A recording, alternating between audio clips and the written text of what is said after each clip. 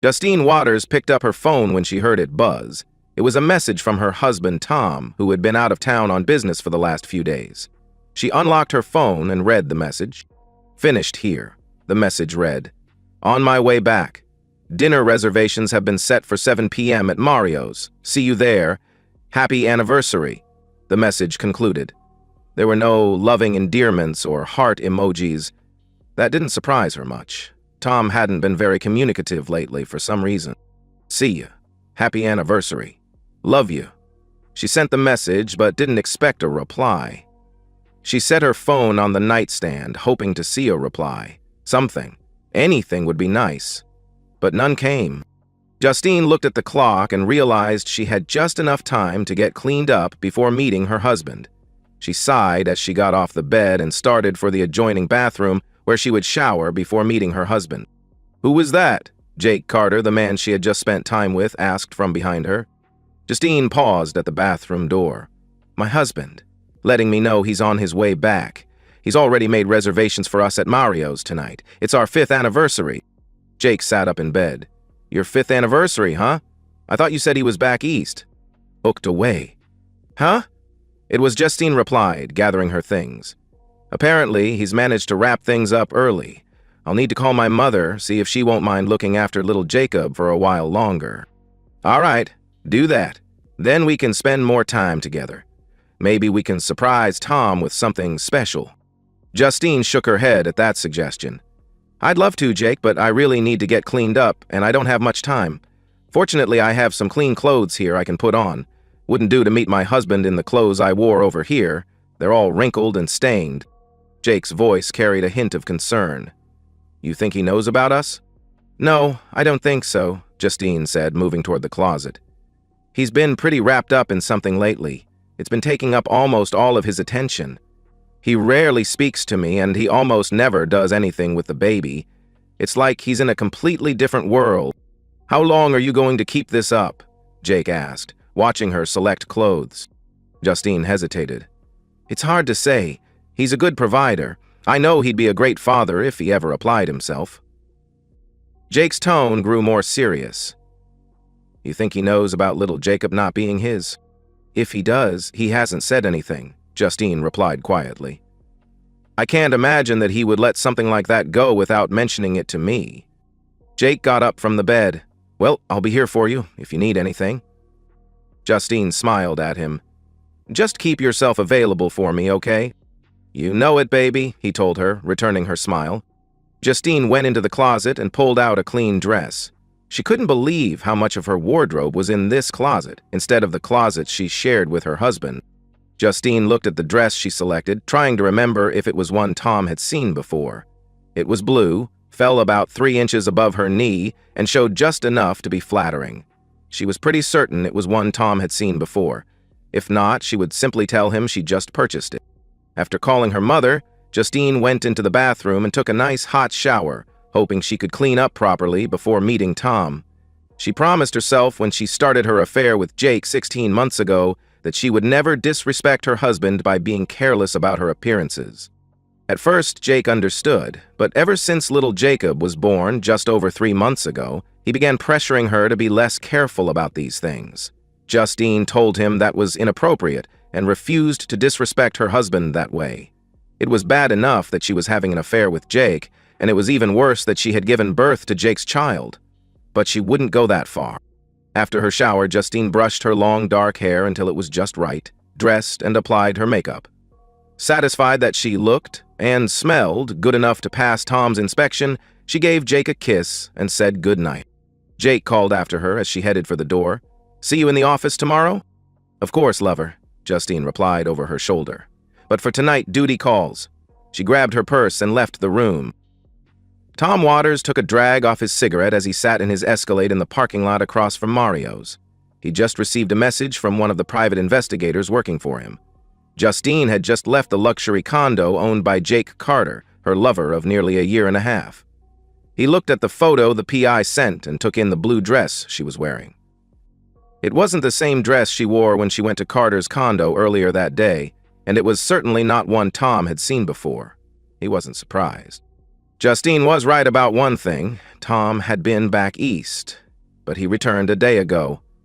He had been told in no uncertain terms that he had a serious security breach that had to be dealt with, immediately. If he didn't deal with it, he was told, they would. They, of course, being a federal agency the public was not allowed to know even existed. Tom remembered how nervous he felt sitting in the office of the one-eye man he knew only as Alpha One. Only a handful of people were even allowed to know the man's name. And Tom wasn't on the list. "You have a serious problem, Waters," the man said, moving his head in a way that reminded Tom of the actor who once played Moses. "And when you have a problem, we all have a problem. Deal with it, quietly, or I will." "Yes, sir," Tom said. He was smart enough to know that was the only answer Alpha One would accept, and he also knew Alpha One had no qualms about making people disappear. He had heard stories of how Alpha One once had an entire beach estate eliminated, along with everyone inside. Tom shivered at the thought. Justine thought Tom was just a glorified salesman who traveled around the country hawking his wares to various companies looking to upgrade their security systems. But Tom was much more than that. Sure, he actually did sell security equipment, and he oversaw the installation, but he was more than that. Much more. The equipment he sold and installed was equipped with special circuitry that gave Alpha One's monitors insight into nearly everything those companies did, who they took on as customers, what they did with their profits, everything. And Tom knew the breach Alpha One spoke of was his wife of 5 years, Justine. Well, 5 years as of today, that is. For about the last year and a half, she had been involved in an affair with Jake Carter, one of the senior partners at the law firm where she worked as a paralegal. Tom didn't know all the particulars until fairly recently, primarily due to the fact that he spent a great deal of time traveling for work. But he did notice a few things had been off between them for a while. By the time he learned the specifics of the affair, Justine announced her pregnancy. The lawyer Tom spoke to told him that no judge in this state would even entertain a divorce as long as Justine was pregnant. If the child turned out to be his, he would be on the hook for child support, along with maintenance, regardless of the prenuptial agreement they both signed. At least he didn't have to worry about the house, which was already his when they married. Tom gritted his teeth and remained silent throughout her pregnancy and nearly lost it when she named the boy Jacob, after his biological father. Immediately after the boy was born, Tom asked for a DNA test. He wasn't surprised to learn the boy wasn't his. Looking at his watch, Tom knew that Justine would arrive soon. He saw a man in a khaki jacket standing by the door to Mario's with a woman carrying a briefcase and knew that was his cue. He drove across the street and parked. Grabbing his ever-present briefcase, he walked to the front door, nodding slightly to the two people by the door. Tom spoke quietly to the woman at the door and was soon sitting in a corner booth. The khaki-clad man and the woman with him sat at another booth within earshot. Tom thanked the waitress for the water and started looking over his menu. He detected Justine's presence at the table and set his menu down. He stood as she slid into the booth across from him. "Good evening, Justine," Tom said formally. "You look very nice this evening." "Thank you, Tom," she said, smiling nervously. Tom's eyes lingered on her outfit. "I don't recall seeing that dress before. Is that something new?" Yeah, I just picked it up," Justine replied quickly. "Do you like it?" "Yes, it really brings out your eyes," he told her with a slight smile. After they finished ordering, they heard music playing from a different area of the establishment. Mario's was more than a restaurant. It also featured a dance floor and cocktail lounge. "It sounds like they're playing our song," Justine said hopefully. Tom knew that was her way of saying she wanted to dance. What the heck, he thought. This was their anniversary, even if it would be their last. "Care to dance?" Tom asked, extending his hand. "Don't mind if I do," Justine said, holding out her hand. Tom took her hand and led her to the dance floor. They danced in each other's arms, but Justine couldn't help but notice that Tom was keeping a bit of distance between them, almost as if he could barely stand to touch her. The song finally over, Tom escorted her back to the booth. By then, their food had arrived, and they began eating. "Is something wrong, Tom?" Justine asked, studying his face. "You seem so distant. This is supposed to be our anniversary." "Yes, it is," Tom replied calmly. The fact is, your dress smells like it's been hanging in Jake Carter's closet for quite a while. And try as you might, you weren't quite successful in removing his scent from yourself." Justine's eyes widened. "What? Jake Carter, are you serious?" "Yes, you know Jake Carter," Tom continued evenly. "One of the senior partners at the law firm where you work." "Of course I know who he is," Justine said defensively. "I certainly hope so," Tom said, his voice growing colder. "After all, you've spent enough time with him, and he is little Jacob's biological father." Justine's face went pale. "What are you saying? That's outrageous. I will not sit here and be spoken to like this." "Actually, you will," Tom said firmly. "You will sit there and absorb whatever I choose to say to you, especially after what you've been doing for the last 16 months. "What? I don't know what you're talking about," Justine stammered. "Sure you do," Tom said, reaching into his briefcase. "Let's start with this." He dropped a sheet of paper in front of her. Justine stared at the document. "What's this?" "This is the result of a DNA test I had done on your child," Tom explained coldly. "According to this, Jacob is not my son. The sheet under it is another DNA test that proves the biological father is none other than your lover, Jake Carter, the man you named Jacob after." Justine's voice was barely a whisper. "How did you get Jake's DNA?" "That was easy," Tom replied matter-of-factly. "You've been bringing evidence home with you at least 3 nights a week. But there's more." He pulled out a thick folder and dropped it on the table. "What's this?" Justine asked, her hands shaking. "A copy of every email, text message, and direct message between you and Jake over the last 16 months, Tom said. "I hate to break it to you, but there really is no such thing as privacy online anymore." Justine tried to regain her composure. "Okay, I admit it. Jake and I had a relationship once, but that was it. And it was just companionship. It didn't mean anything. Not really." "Is that a fact?" Tom asked skeptically.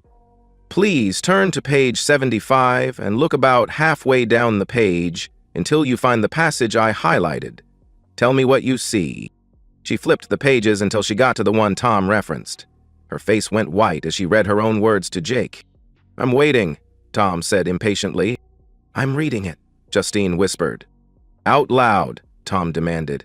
"I want to hear you say the words you wrote to him." She gulped and looked back at the page. "Please, don't make me do this." "Either you do it or I will," Tom said coldly. "And if I do it, I promise I won't care who hears." Tears falling down her face, Justine looked back at the paper and began reading the words Tom highlighted. "I love what you do for me, Jake. I haven't felt so wonderfully cared for as I have these last 16 months. I can't wait until we can be together properly. I love being with you, even more than with Tom, and I look forward to the next time we can be together." Tom's voice was bitter. "In all the time we were married, I don't recall you ever once speaking to me like that." Justine looked up desperately. "Is this all you have?" "No," Tom replied. "I have pictures, audio, and video, hours upon hours of evidence." "You must really hate me," Justine said quietly as she pushed her food around on her plate. "Yes, I do," Tom said without hesitation. "There was a time I would have taken a bullet for you. Now it's all I can do to keep from walking away from you completely." "How long have you known?" Justine asked. "I had suspicions before you told me you were pregnant," Tom explained. "I did some digging and got some evidence, enough to satisfy the prenup. By the time I spoke to an attorney, though, you informed me you were pregnant. The lawyer told me in no uncertain terms that no judge would even entertain a divorce until after you gave birth, child support and all that. You see, about now that Jacob is born, I have more than enough evidence to get the job done. So, I filed for divorce on the grounds of adultery." Tom motioned to the 2 people at the table close by, who stood up and walked to their table. "This nice man has something for you." The process server approached their table. "Ms. Justine Waters?" "Yes," Justine said quietly. The man put a manila envelope in front of her. "You have been served." "Served?" Justine asked in confusion. "Yes, served with divorce papers," Tom explained. "Look them over. You'll find they're just as we agreed in the prenuptial. Sign them now, and I'm prepared to give you a bank draft for $2,145.63. The exact amount you had when we married. Don't ask for any more. I already know about your secret little savings account. You can keep that, along with your retirement.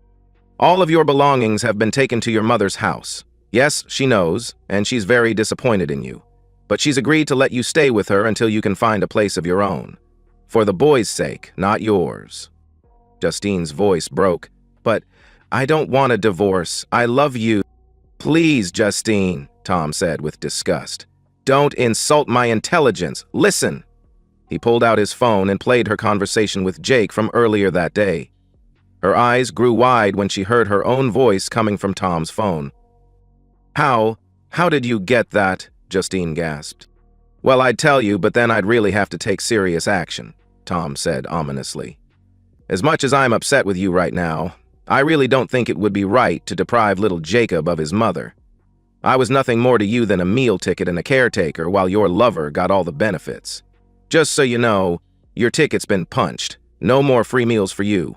At least, from me. What about Jake? Justine asked anxiously. Ah, concerned for your lover, are you? Tom asked with a cold smile. Fortunately, we live in a state that allows for alienation of affection lawsuits. For me, that is. He's being served right now. It may or may not go anywhere, but it's the principle that counts, don't you think? Anyway, his troubles are just beginning. You see, I spoke with Hamilton Parker, your managing partner, today. Showed him my evidence and expressed my displeasure with the knowledge that one of his senior partners is involved with a subordinate. Specifically, a subordinate married to me. At least, for the moment. Mr. Parker was quite concerned, and more than a bit anxious that Mr. Carter's actions might bring unwelcome attention to his firm, not to mention a somewhat significant financial burden. He agreed it would be best if Mr. Carter was no longer affiliated with the firm and assured me he would take it up with his board this evening. Well, also agreed that it would not be right to punish you, especially since you're a mother with a newborn baby. After all, Mr. Carter was your boss, in a manner of speaking, and he did not want to expose the firm to a potential harassment lawsuit. Given your work history there, he agreed it would be best to keep you on board, at least for the time being. But I assure you, Mr. Carter's troubles are just beginning. How much do you know about your lover? I mean, really know. What are you talking about? Justine asked, confusion evident in her voice. I'm talking about his clients, Tom said, leaning forward. The people he does business with. Who he really represents, that is. And what he does when he's not spending time with you. What do you know about that? I don't know, Justine replied shakily. He doesn't talk about any of that with me. Probably a good thing, Tom said with a dangerous smile. Let's just say your Jake Carter has a very interesting clientele. The kind that attracts the attention of certain federal agencies. Agencies that can make a person disappear without a trace. You follow what I'm saying? You're scaring me, Tom, Justine whispered. And you should be scared, Tom replied seriously. Scared enough to stay away from Jake Carter, because he is going down, and if you're anywhere near him when it happens, you'll go down as well. Who are you, Tom, really? Justine asked, studying his face with new eyes. He smiled, nodding his head at the paperwork in front of her. Sign the papers, Justine, and end this charade now. I've probably told you far too much already, and by the way, your credit card has been canceled and your house key no longer works. I had the locks changed today while you were with Jake. I've also taken care of the bank account, so you no longer have access to that. Given that you put half of your earnings into your own secret account, that shouldn't be an issue for you anyway. You have been busy, haven't you? Justine said with bitter resignation. Tom shrugged his shoulders indifferently. Defeated, Justine looked the divorce papers over and saw they were just as Tom had said. She signed the papers and handed the pen back to Tom. He smiled as he took the pen and looked the papers over. The process server witnessed the signatures, and the woman with him notarized the signed paperwork. Tom handed the papers back to the process server. I'll see these get to your lawyer, Mr. Waters, the process server said. Thank you, Tom replied curtly. After they left, Tom turned back to Justine. I believe you need to surrender your rings. Do I have to? Justine pleaded. I love those rings. Apparently not enough to stay faithful to our marriage, Tom said coldly.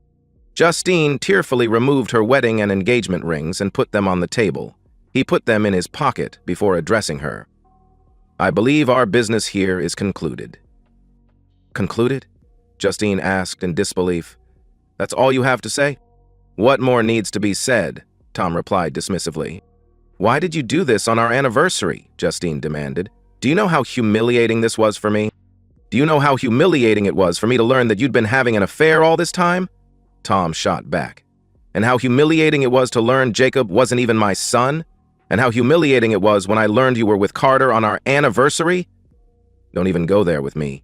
We're done. We're finished. Goodbye, Justine. I never want to see your face again." With that, he turned back to his meal, not looking at Justine, who wiped her face. The waitress came by and asked if everything was all right. "Yes, the meal is excellent as always," Tom said to the waitress. "I'll take care of the check, and I believe the lady will take her food to go, please." "Yes, sir," the waitress said, leaving to get a box for Justine's meal. She came back a few moments later and put the rest of Justine's meal in a container. Tom handed the waitress his credit card and paid for the meal as Justine gathered her things. After the waitress finished, Justine looked at Tom one last time. "And that's it?" she asked desperately. "That's it," Tom said with a wave of his hand. She couldn't believe the way he just dismissed her. "I'm sorry, Tom." He looked up from his meal before speaking. "Well, on that we can both agree. Good day now. Tell your mother I said hello. Oh, and happy anniversary," he added with a slight smile. Justine, not believing the calm manner in which her husband basically just dismissed her, ran from the table sobbing. Tom smiled, then turned back to his meal. He saw a few of the patrons looking at him with disapproval, but only smiled back, shrugging his shoulders. He may have been calm and collected on the outside, but inside, he was an emotional wreck. 5 years, down the drain. At least, now the worst was over. Tom managed to get through the next few days without incident. It wasn't easy. He did love Justine at one time, and it hurt that he had to deal with her the way he did. But he figured it was better to do that than lose control the way he was tempted to. Then came the day he heard the banging at his front door. He was in his master bedroom upstairs and looked out the window to see Carter's sports car in his driveway. He had a feeling something like this would happen, so he had some additions added to his house at Alpha One's insistence. He went downstairs and opened the door. Sure enough, it was Jake Carter. And he was angry. Tom backed up as Carter pushed his way inside. "You terrible person!" Jake screamed, his face red with rage. "You cost me my job, and Justine won't even talk to me. I'm gonna make you pay for this." He advanced on Tom until he saw 15 tiny red dots suddenly appear on his shirt. "Intruder alert!" screamed an electronic voice from speakers embedded in the walls. "Do not move." "What the heck is this?" Jake screamed, panic replacing his anger. He reached up with his hands as though brushing the dots away. Suddenly, there was the staccato sound of something being fired, like an air rifle. As Jake looked down, he saw 15 darts sticking out of his body. He reached up, but never made it. His eyes rolled up into his head, and his body collapsed to the floor. "I don't think you're going to be threatening anyone today, Carter," Tom said calmly as he grabbed his phone. He pressed an icon on the phone and heard a man's voice. "Operator 715463. Clean up on aisle 15, Tom said into the phone. "Clean up on aisle 15, copy that," came the reply. Tom pressed another icon, and the systems that just shot Jake full of tranquilizer darts rotated and retracted back into the ceiling. When the doors closed on the systems, no one could tell that anything was there. Tom smiled, happy that the new security system worked as advertised. A few minutes later, a white unmarked van pulled into the driveway. Several men in protective suits came into the house and dragged Jake's unconscious body out of the house. One of them grabbed Jake's keys and got into the sports car. Within a couple minutes, the van and Jake's sports car were gone. Tom closed the door and went about his business. A few days later, after Tom had purchased a caramel mocha at a local coffee shop, he was stopped in the street by a large man in a dark suit and sunglasses. "Alpha One wishes to speak with you, Mr. Waters," the large man said tersely. "Now." "All right," Tom said, a bit put off by the man's attitude. He followed the man to a long black limousine parked on the side of the street and got inside after the man opened a back door. "Wesser, glad to see you're out and about," Alpha One said after the door was closed. Yes, sir, I have a lot to do," Tom replied nervously. "Please, Tom," Alpha One said with a slight smile. "When it's just us, you can call me Regis. I wanted to give you an update on Mr. Carter." "He's talking freely." "Thank you, Alpha. Reggie," Tom said, correcting himself. "So, he's telling you everything you need?" "Oh yes, he did that right off the bat," Regis replied. "But he's literally behaving strangely right now. Seems the combination of those tranquilizer darts in your new security system and the serum we used to extract the information we needed affected his mental state. Right now, he's in a secure facility acting quite peculiarly." "Oh?" Tom said, unsure how to respond. Regis pulled an envelope out of his jacket pocket and handed it to Tom. "We did get him to settle with you out of court before he became too incompetent to sign his own name. He was so grateful to be alive that he settled for far more than you wanted." "Well, that's good to hear," Tom said, accepting the envelope. "By the way, I want you to know that I'm really impressed with that new system of yours," Regis continued. "Now that we've got what we need from Carter, I'm glad you didn't use the more lethal security measures I suggested." "Me too," Tom replied with a slight smile. "I just had that carpet cleaned." Regis chuckled at that. "Have you heard anything about Justine?" "Yes," Tom answered. "She's back to work, although Mr. Parker is keeping her on a very short leash. Did you ever mention to her who it is you really work for?" "No, Regis, I never did," Tom assured him. Regis nodded his head. He already knew that from his monitoring devices, but wanted to hear it from Tom, personally. "Good. Well, when your divorce is final, I'd like you to come by headquarters. I'd like to introduce you to your new partner." "Partner?" Tom asked with surprise. "I've never needed a partner before." "Well, there's a first time for everything, isn't there, Tom?" Regis said with authority. Yes, sir, I suppose so," Tom replied. "That's the spirit, Tom," Regis said approvingly. "I look forward to seeing you then." "Me too, Regis," Tom said as the door opened, signaling the end of the meeting. Tom got out of the limousine and watched as the large man squeezed himself into the driver's seat. As the long vehicle pulled into traffic, Tom wondered what Regis had in store for him. And so, we've reached the end of today's story. Was it what you expected, or did it take a twist you didn't see coming? I'm curious to hear your thoughts. Share them in the comments below, and let's get a conversation going. If this story kept you hooked, make sure to hit that like button. And if you're new here or just haven't subscribed yet, now's the perfect time to join our community. I bring you fresh, captivating stories every day, so click that subscribe button and turn on notifications so you never miss out. Thanks for watching, and I'll see you in the next one.